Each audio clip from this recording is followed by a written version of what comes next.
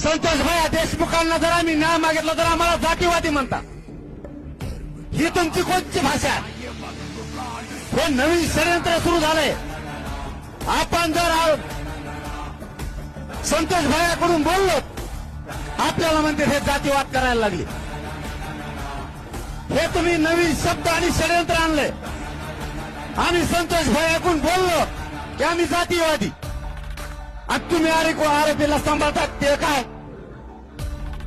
तुम्ही आरोपीला गाड्या घेऊन पळतात ते काय?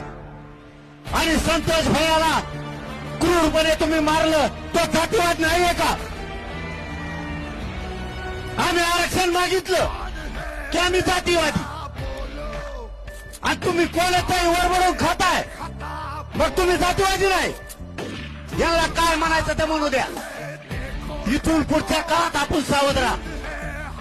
जर या समाजावर अन्याय व्हायला लागला तर आपल्याला सुद्धा गावात त्यांना घरात घुसून बाहेर काढावं लागणार. नाविलाज आहे आपला नाविलाज आहे. आपल्या लेकराचे जर तुकडे होणार असले तर सहन करायची सुद्धा काही परिसीमा असती. कोणते मराठी आहेत आपण आता संयम का बाळगायचा? जर पुढच्या काळात